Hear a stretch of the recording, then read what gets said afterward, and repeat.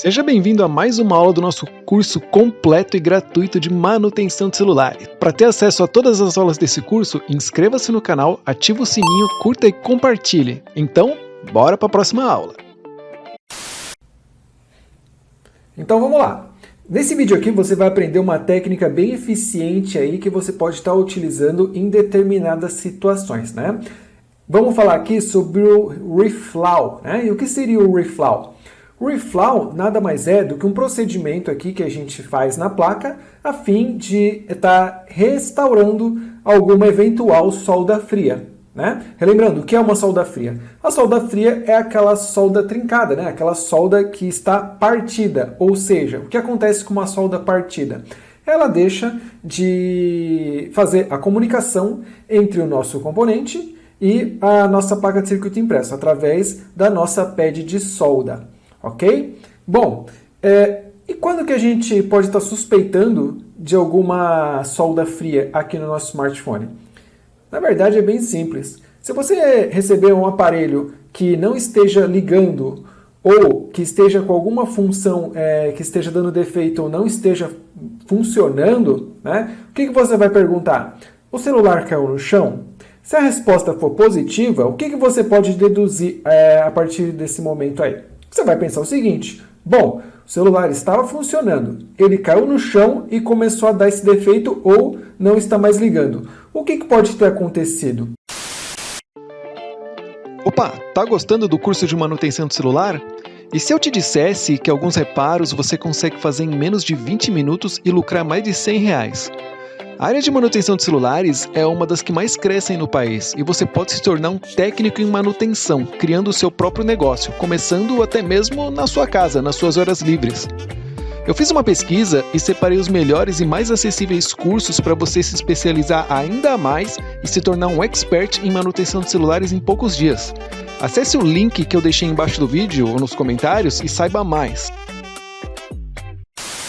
Bom, muito provavelmente alguma solda aí se trincou e ou algum componente se soltou da placa, ou mesmo ele continua aí soldado na placa, só que com uma solda trincada. Dessa forma, não vai haver aí a comunicação e não vai funcionar aí algum setor ou mesmo o aparelho inteiro. Beleza? Bom, e como é que a gente faz então para verificar qual que é o componente aí que está com esse problema de solda fria? Bom, primeiro, né, você vai verificar o que está acontecendo com o smartphone. Ele está ligando, né? Se ele não está ligando, aí você começa a procurar a partir do momento do botão Power até chegar aí no nosso Power Manager, que é o nosso gerenciador de energia. Passa também aí pelo nosso cristal oscilador, né? Que, como já falamos aqui, o cristal oscilador é o responsável por mandar uma frequência aí para que o nosso Power Manager possa funcionar. E aí você vai seguindo aí todos os caminhos que a nossa tensão faz a partir do momento que você aperta a tecla Power. Beleza? Tudo isso daí você vai ver nas próximas aulas, tá? Nos módulos referentes, né? Você vai aprender tudo o que acontece a partir do momento que você pressiona aí a tecla Power. E dessa forma você vai ser capaz aí de estar verificando aí o que pode ou não fazer com que o smartphone pare de funcionar. Beleza? Isso é para se o smartphone não ligar após a queda, né? Se ele ligar, mas, por exemplo, vamos dizer assim, alguma câmera parou de funcionar, né? Claro que a primeira coisa que você vai verificar é se a câmera está conectada, né? Porque às vezes com a queda ela pode ter se soltado do conector FPC dela, ok? Se ela estiver tudo ok, você vai seguindo aqui a trilha, abre o esquema elétrico e vê, né? Vai seguindo do ponto A ao ponto B até você achar aí algum componente defeituoso, né? No caso de uma queda, muito provavelmente possa ser que houve aí a solda trincada, né? A nossa solda fria.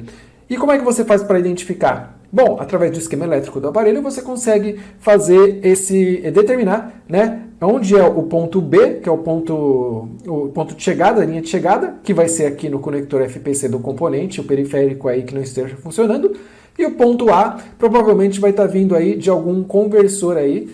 Veremos tudo isso daí nas aulas mais específicas, ok? Mas não vamos mudar aqui muito o assunto, tá? Porque o assunto aqui é sobre o reflow, ok? Bom, tendo em vista isso, O que você faz então se você pega aí uma placa que esteja aí, você encontrou o componente que não está funcionando, né? Vamos supor, ele está recebendo uma tensão, mas não está encaminhando ela. Para por aí, ok? Você vai verificar como é que está a solda dele, né? Verifica se o componente está danificado, se ele está em curto, enfim. Caso nenhuma dessas alternativas aí você consiga encontrar, cara, provavelmente você estará aí com um problema aí de solda fria, beleza? Bom, vamos lá então. Como é que a gente faz aqui? Antes de mais nada, eu preciso te dizer o seguinte, né? Para você fazer um reflow, você vai precisar aí da sua estação de ar quente e de alguns insumos aqui que você vai estar vendo aqui, tá? Eu já coloquei a nossa placa aqui presa, fixa aqui no nosso suporte de solda e agora eu vou te mostrar como é que a gente faz para fazer aí esse reflow. Então eu vou escolher um componente aqui aleatório, deixa eu ajustar o foco.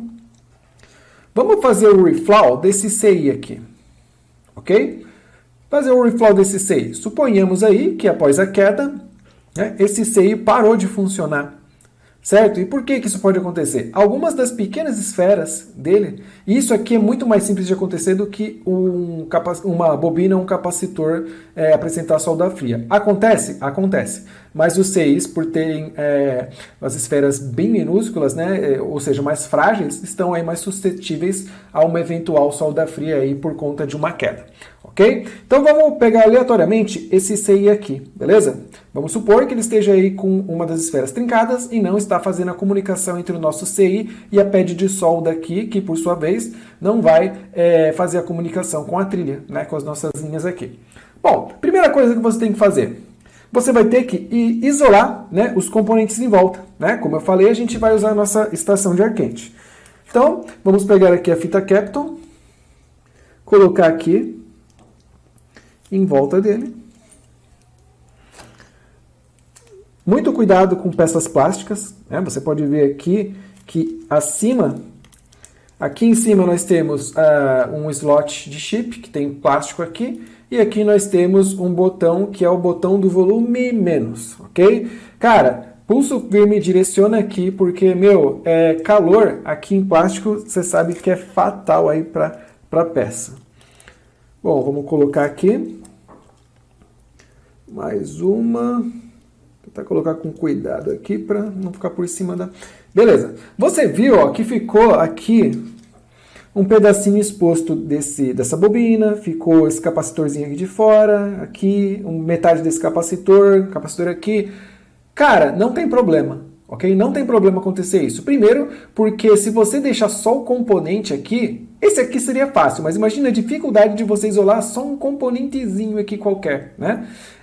Isso é bom deixar um pouquinho aberto aqui, por quê? Primeiro, porque dessa forma vai haver uma boa dissipação de calor aqui, né? Se você isola demais, o que vai acontecer? Não há dissipação de calor e muito calor vai fazer aí mal para a sua placa de circuito impresso.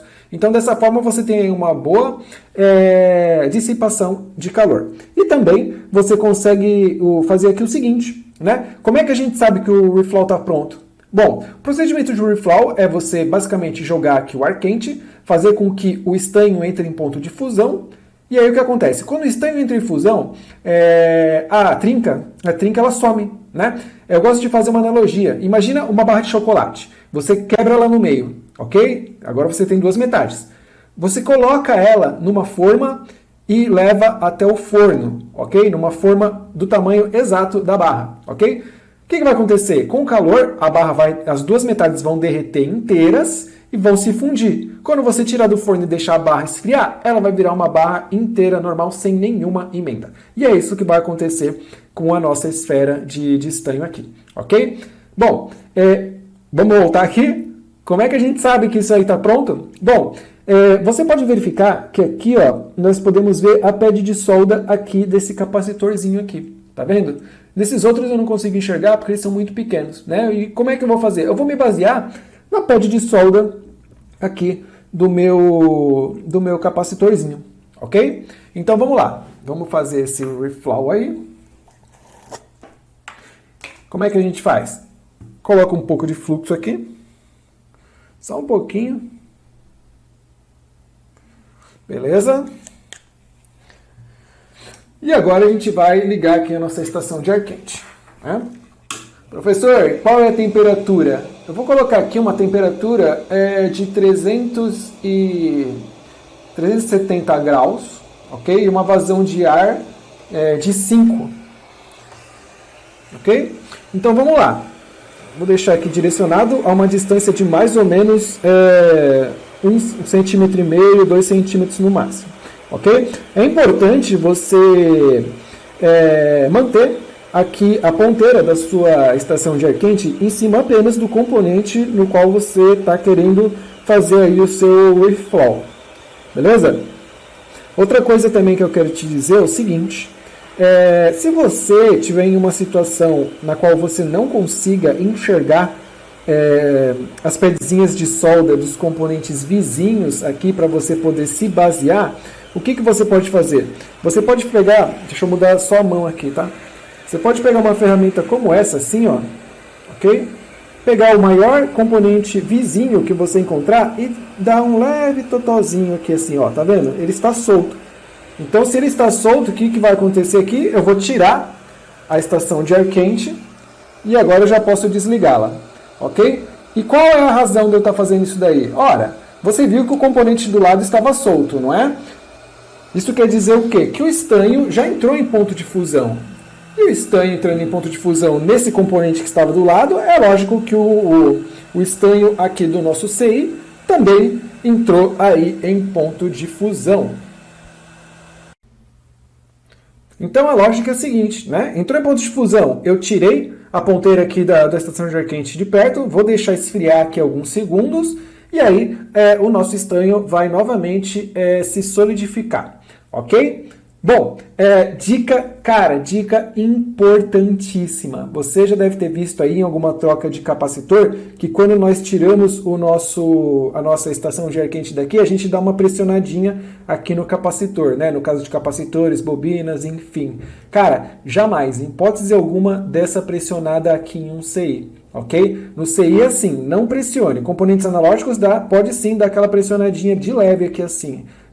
No momento que você retira aí a estação de ar quente para dar uma segurada maior aí na sua solda das pads de solda aqui da placa, ok? Mas no CI jamais faça isso. Por quê? Se você fizer isso, o que vai acontecer?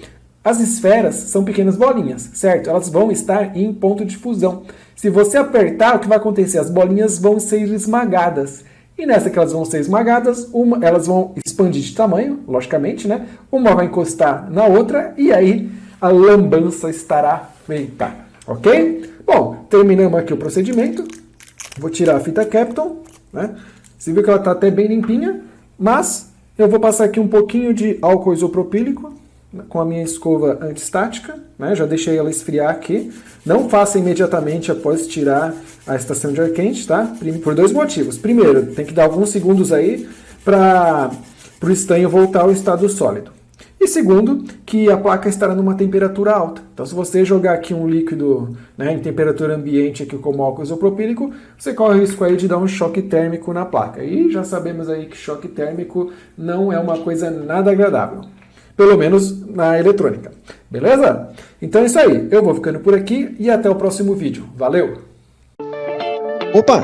Quer se especializar ainda mais na área de manutenção de celular? Então clique no link acima para conhecer os nossos cursos.